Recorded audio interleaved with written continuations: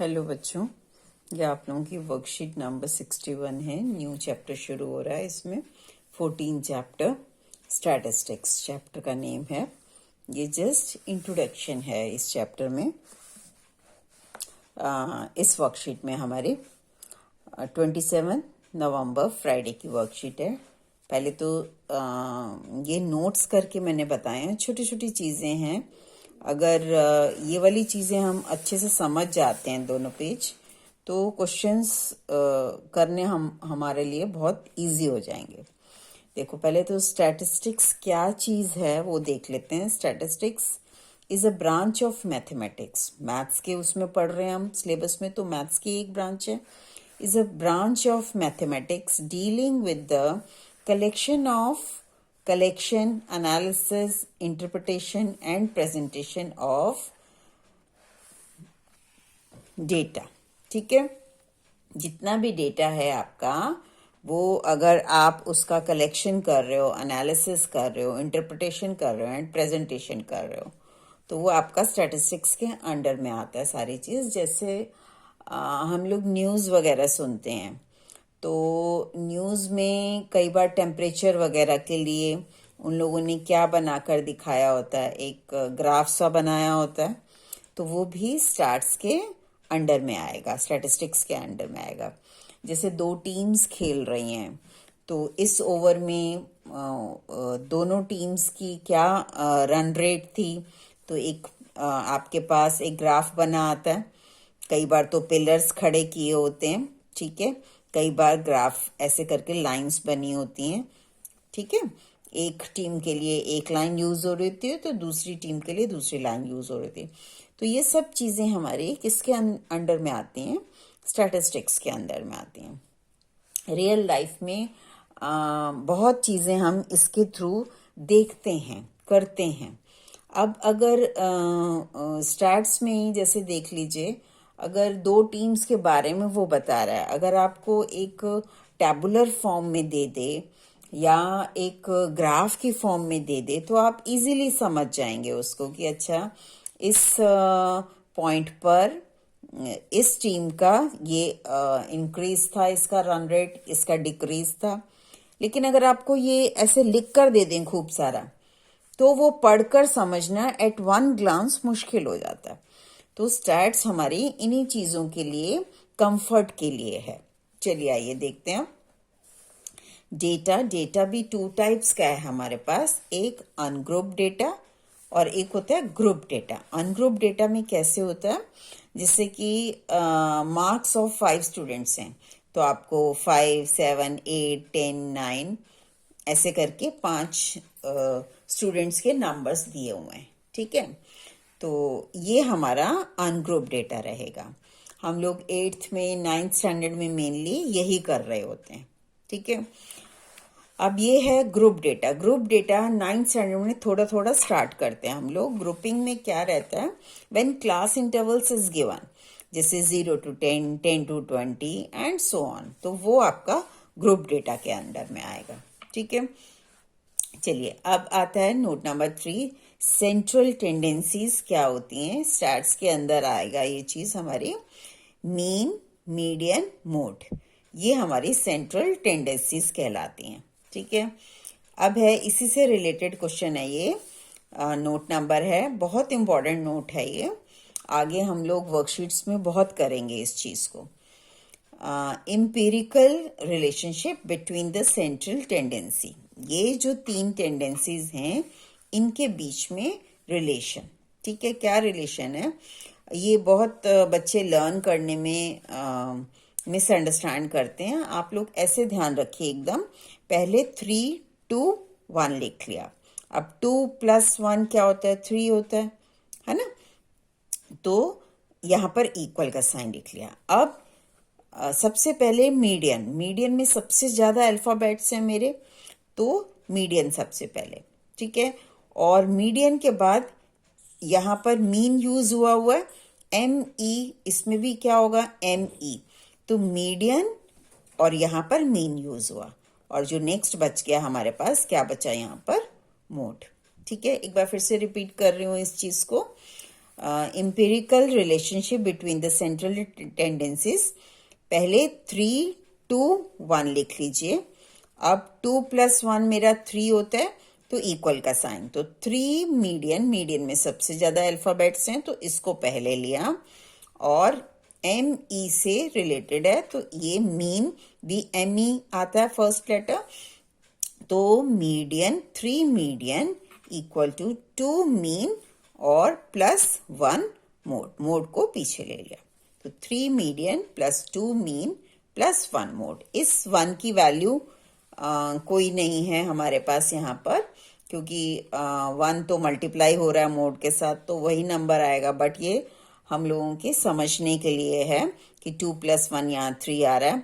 तो अच्छा, ये करना नहीं है ऐसे, लेकिन ये जस्ट लर्निंग के लिए एक मेथड बता रही हूँ मैं कि आपने कैसे इसको लर्न करना है. कि मीडियन सबसे ज्यादा अल्फाबेट्स है, तो 3 median equal to 2 means +1 mode. ठीक है. अब रेंज आती है. Range is highest observation minus lowest observation. फिर नेक्स्ट है क्लास मार्क. ये हम लोग आगे वर्कशीट्स में यूज करेंगे बहुत फ्रीक्वेंटली. क्लास मार्क्स को हम किससे डिनोट करते हैं? XI से डिनोट करते हैं. इसको मिड वैल्यू भी बोलते हैं. अपर limit plus lower limit divide by 2, जैसे ये है. ठीक है. अपर limit plus lower limit divide by 2. ठीक है. चलो नेक्स्ट देखो. अब नेक्स्ट है क्लास साइज क्या रहता है? इसको हम H होता है ये हमारा, जब हम लोग ये फॉर्मूलेज लिख रहे हैं तो जहां जहां पर भी H यूज हुआ है, H ऐसे फाइंड आउट करना है आपने.